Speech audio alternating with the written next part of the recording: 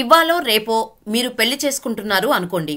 మిమ్మల్ని వెనకాల నుండి ఎవరైనా మీకు తెలియకుండా మీరెలాంటి వారో ఏం చేస్తున్నారో తెలుసుకోవడానికి మిమ్మల్ని ఫాలో చేస్తే ఎలా ఉంటుంది? అదే నిజంగా జరిగితే అసలెందుకు ఇదంతా అనుకుంటున్నారా? పెళ్లి అనేది నూరేళ్ల పంట. కానీ వివాహ బంధంలో ఏమైనా తేడాలు వస్తే నూరేళ్ల మంటలా మారుతుంది. అసలుకే ఈ మధ్య నిత్య పెళ్లి కొడుకులు, నిత్య పెళ్లి కూతుర్లు ఎక్కువైపోయారు. జీతం లక్షలు అని చెబుతారు. తీరా చేతికి వచ్చేది 20,000 కూడా ఉండదు. ఇలాంటి వారి ఆట కట్టించడానికే భావన పాలివాల్ రంగంలోకి దిగింది. ఈమె చేసే పనేంటో తెలిస్తే అందరూ షాక్ అవ్వడం ఖాయం. ఇంతకీ ఆమె చేసే పనేంటో తెలుసా? ఇన్వెస్టిగేషన్. అది కూడా పెళ్లి కొడుకు, పెళ్లి కూతుర్ల గురించి. గూఢాచారిగా మారి వాళ్లను ఫాలో చేసి వారి అసలి రంగు బయట పెట్టడమే. అవును, వింటుంటే కొంచెం వింతగా అనిపిస్తున్నప్పటికీ ఇది నిజమే. అసలు ఈ పెళ్లిళ్ల గూఢాచారి స్టోరీ ఏంటో తెలుసుకోవాలంటే వీడియో చివరి వరకు ఎక్కడా స్కిప్ చేయకుండా చూడండి. అప్పుడే ఈ వీడియోలో మేమిచ్చే ఇన్ఫర్మేషన్ మీకు క్లియర్ గా అర్థమవుతుంది. ఈ ఫోటోలో కనిపిస్తోందిగా, ఈమెనే భావన పాలివాల్. ఢిల్లీలో ఉంటోంది. స్వతహాగా జర్నలిస్ట్ అయిన భావన తను ఫీల్డ్ లో ఉన్నప్పుడు పెళ్లిళ్లు పెటాకులవటం ఎక్కువగా చూసింది. పెళ్లికి ముందు అబద్ధాలు చెప్పి తీరా మండపంలో నిజం తెలిసి అర్ధాంతరంగా ఆగిపోయిన పెళ్లిళ్లను కవర్ చేసింది. కానీ ఆ సమయంలో అంతా మాట్లాడుకున్నాక ఇలా ఎందుకు జరుగుతుంది అని భావన చాలా ఆలోచించింది. కానీ మళ్లీ ఆ విషయం గురించి పెద్దగా పట్టించుకోకుండా తన జర్నలిజం ఫీల్డ్ లో బిజీ అయిపోయింది. కానీ దగ్గర బంధువు పెళ్లి కూడా అందరి పెళ్లిళ్లాగే పెటాకులవ్వటం చూసి చలించిపోయింది. ఇలా పీటల దాకా వచ్చిన ఏ పెళ్లి ఆగకూడదని ఫిక్స్ అయింది. ఆ ఆలోచన నుంచి పుట్టిందే Tejas detective agency. Tejas detective ఏజెన్సీలో పెళ్లి కొడుకు లేదా పెళ్లి కూతురి జీతం ఎంత, వేరే వారితో లైంగిక సంబంధాలు ఉన్నాయా, అబద్ధాలేమైనా చెబుతున్నారా అనేది వీళ్లు కనిపెట్టి చెబుతారు. ఈ డిటెక్టివ్ ఏజెన్సీ స్థాపించిన మొదట్లో ఎన్నో సవాళ్లు ఎదుర్కొంది భావన.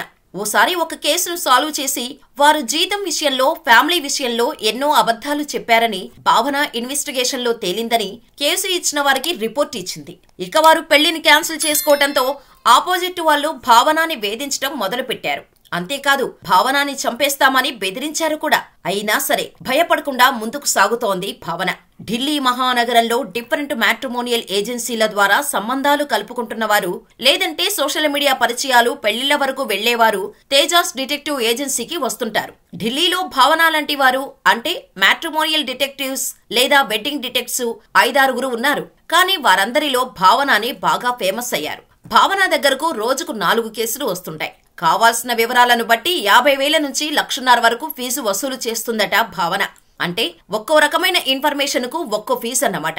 కేవలం ఢిల్లీకి మాత్రమే భావన పరిమితమా అని ఆమెను అడిగితే, మీకు ఎటువంటి ఇన్ఫర్మేషన్ కావాలన్నా నేను ఇస్తాను, కాకపోతే చట్టబద్ధంగా ఉండాలి, తిరిగి అది నా మెడకు చుట్టుకోనంత వరకు ఉండాలి, న్యాయంగా ఉండాలి అని చెబుతారు. తేజస్ డిటెక్టివ్ లో ఎలాంటి వివరాలను సేకరిస్తారు అంటే మాత్రం గలగలా తమ సర్వీసులను చెప్పేస్తారు భావన. ఓ పెళ్లి సంబంధం కుదిరింది.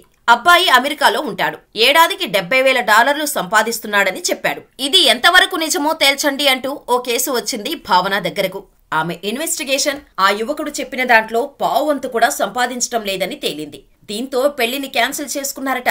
అంతేకాదు ఓ హోమోసెక్సువల్ అబ్బాయికి ఎలాగైనా పెళ్లి చేసి పరువు కాపాడుకోవాలని చూసిన అతని తల్లిదండ్రుల బాగోతం బయటపెట్టింది భావన. తన జాబ్ అంతవరకే అని ఆగిపోలేదు.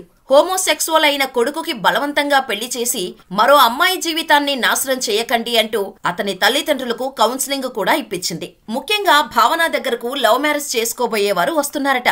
నా దగ్గర బాగానే ఉంటున్నారు, కానీ బయట తన ప్రవర్తన ఎలా ఉంటుందో కనిపెట్టమని అమ్మాయిలు, అబ్బాయిలు వస్తున్నారట. వారు అడిగిన వివరాలు ఇచ్చినప్పుడు ఎన్నో జంటలు విడిపోయారని చెబుతున్నారు భావన. మరి ఇటువంటి డిటెక్టివ్ సర్వీస్ తెలుగు రాష్ట్రాల్లోకి కూడా వస్తే పరిస్థితి ఎలా ఉంటుందని మీరనుకుంటున్నారో మాకు కామెంట్ చేసేయండి.